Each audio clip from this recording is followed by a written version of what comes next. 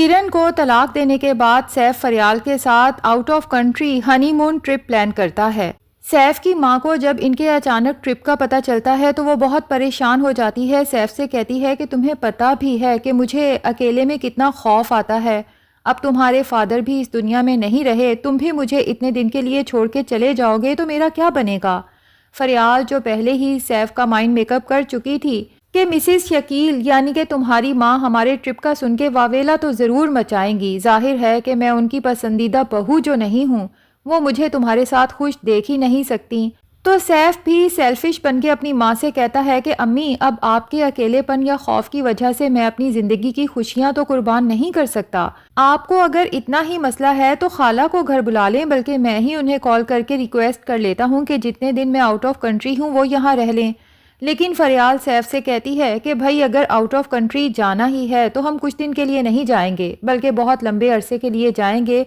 ऐसे में खाला तो इतने लंबे अरसे तुम्हारे घर रुकने वाली है नहीं। तुम्हारी माँ पीछे फ़ोन कर करके हमें वापस आने का कहेगी तो मेरे पास एक बेहतर आइडिया है। एक काम करो कि अपनी माँ को सारा के पास भेज दो। सिर्फ तुम्हारी ही माँ नहीं बल्कि वो सारा की माँ भी हैं और सारा की भी तो रिस्पॉन्सिबिलिटी बनती है कि वो भी अपनी माँ का ख्याल रखे। सैफ जो पहले अपनी माँ से इस कदर मोहब्बत करता था कि उसकी नाराज़गी मोल नहीं ले सकता था, लेकिन अब फरियाल की मोहब्बत और उसकी खूबसूरती के आगे तो सैफ को कुछ और नज़र ही नहीं आता। इसलिए फरियाल की हर बात आंखें बंद करके मानता चला जाता है और फरियाल से कहता है कि तुम्हारा आइडिया बहुत अच्छा है, अम्मी को सारा के पास भेज देना ज़्यादा बेहतर है।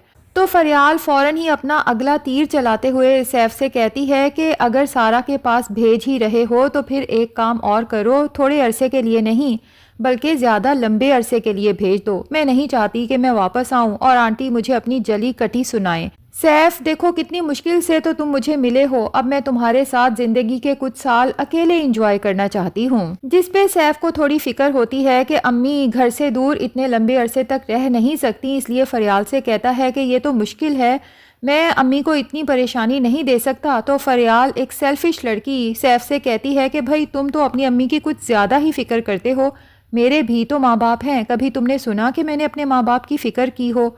तो सैफ फरियाल को याद दिलाता है कि तुमने खुद ही बताया था ना, तुम्हारे माँ बाप बहुत जालिम हैं और उन्होंने तुम्हें खुद घर से निकाला है, लेकिन मेरी माँ तो मुझसे बहुत मोहब्बत करती है। तो फरियाल सैफ को यकीन दिलाने की कोशिश करती है कि तुम्हारी माँ तुमसे जितनी भी मोहब्बत करती हो लेकिन मुझसे ज़्यादा मोहब्बत नहीं कर सकती। खैर जी, आखिर फरियाल सैफ को कन्विंस कर ही लेती है, जबकि सैफ की माँ इंतहाई दिल बर्दाश्ता हो जाती है कि यही सैफ मेरी झूठी तकलीफ पे भी तड़प उठता था और सारा सारा दिन मेरी केयर करते हुए गुजारता था। लेकिन अब सैफ को पता भी है कि इसके बाप के इंतकाल के बाद मेरे दिल में तकलीफ रहती है और मैं मुस्तकिल मेडिसिन पे हूँ। इसके बावजूद वो मुझे मेरे ही घर से अपनी ज़िंदगी से इतना दूर भेजना चाहता है और सैफ को ये भी पता है कि मैं उसके बगैर, घर के बगैर कहीं और नहीं रह सकती ज़्यादा दिन। बहरहाल सैफ की माँ को अंदाज़ा हो चुका है कि अब उसकी इस घर में कोई औकात नहीं है। वो जो ये सोच रही थी कि फरियाल को इस घर से निकाल बाहर करूँगी, अब उसे एहसास हो चुका है कि वो तो नहीं, अलबत्ता फरियाल सैफ से कह के इसकी माँ को घर से निकाल बाहर कर सकती है।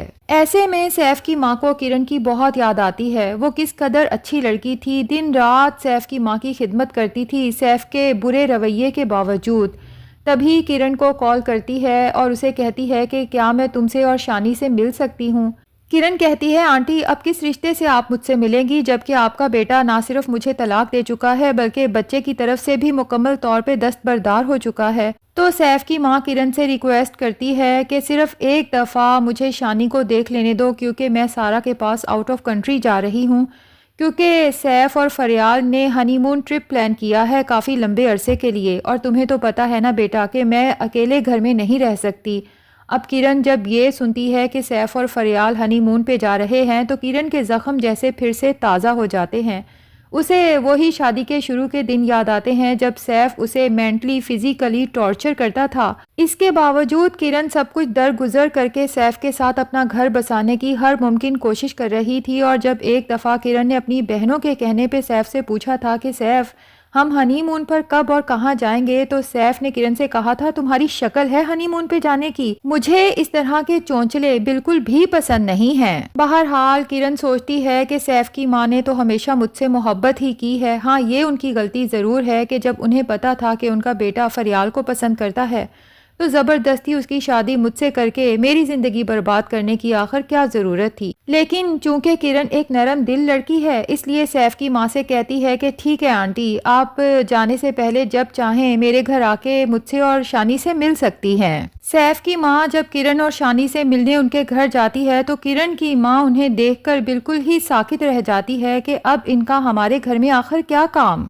खैर, सैफ की माँ किरण से मिलती हैं, अपने पोते को बहुत प्यार करती हैं, लेकिन साथ ही साथ किरण से कह ही देती हैं कि किरण बेटा, अब जाके मुझे एहसास हुआ है कि बेटे की माँ होना कोई फख्र की बात नहीं है। माँ की असल जिम्मेदारी तो ये है कि वो अपने बेटे को ऐसा मर्द बनाए जो दूसरी औरत के लिए साहिबान बने। उनकी ये बात सुन के किरण और उसकी माँ तो बहुत इमोशनल हो जाती हैं, दोनों की ही आंखों में आंसू आ जाते हैं। लेकिन अब क्या फायदा जबकि पानी सर से गुजर चुका है और हर रिश्ता खत्म हो चुका है, और किरण जिसकी जिंदगी बिल्कुल ही तबाह होके रह गई है। और इस तलाक का असर सिर्फ किरण पे नहीं बल्कि उसकी बहनों की जिंदगी पे भी पड़ता है, क्योंकि माहम के रिश्ते के लिए उसके फादर कुछ लोगों को बुलाते हैं, लेकिन जब वो खवातीन आती हैं तो माहम से ज्यादा उनका इंटरेस्ट किरण की तलाक में होता है कि आखिर तलाक की वजह क्या बनी, शौहर आपके साथ कैसा था और तलाक कब हुई। अब किरण के फादर सजाद अहमद तो खवातीन के ये सवाल जवाब सुनते हैं तो उन्हें तो गुस्सा ही आ जाता है और साफ उन्हें सुना देते हैं कि मुझे एक बात समझ नहीं आ रही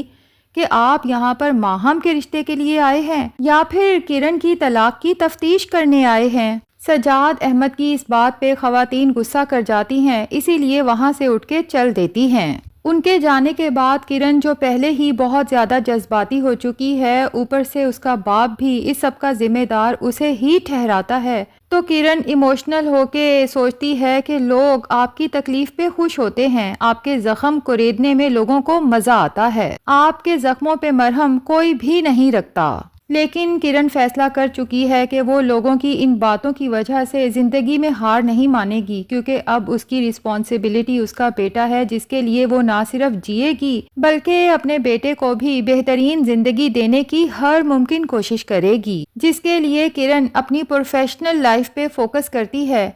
किरण इवेंट मैनेजमेंट का काम स्टार्ट करती है और अपने काम पे खूब तवज्जो देती है। उधर सैफ की माँ जो अपनी बेटी सारा के पास चली गई है तो सारा को भी अपनी माँ की फिक्र होती है कि सैफ को आपका ख्याल ही नहीं आया, आप इतने दिन से यहाँ पे हैं लेकिन उसने आपको कॉल तक नहीं की।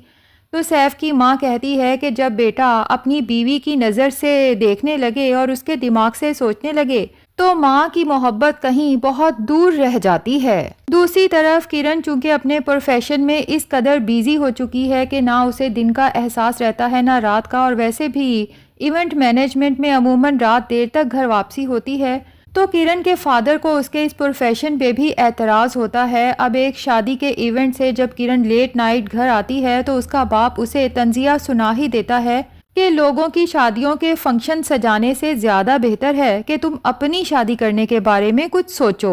तो किरण अपने बाप से कहती है कि एक दफा का शादी का तजुर्बा ही काफी है मेरे लिए, अब मैं अपने बेटे को छोड़ के कहीं नहीं जाऊंगी, मैं अपनी बाकी की जिंदगी सिर्फ और सिर्फ अपने बेटे के बारे में सोचना चाहती हूँ। इस दफा किरण अपने बाप के सामने डट के खड़ी हो जाएगी, क्योंकि अब ये वही कमजोर सी किरण नहीं है जिसकी जिंदगी का फैसला उसके बाप सजाद अहमद ने अपनी जिद में आके किया था और सैफ के साथ रिश्ता पक्का कर दिया था, जबकि किरण को शादी से पहले ही कुछ हद तक एहसास हो चुका था कि सैफ उसकी जिंदगी के लिए बेहतर नहीं है। तो नाजरीन, देखना ये है कि किरण की ज़िंदगी में मुइज़ हसन कब और कैसे आता है और क्या किरण उसे अपनाती है या फिर अपने बेटे के लिए ही अपनी बाकी की ज़िंदगी वक्फ करने का फ़ैसला कर लेती है।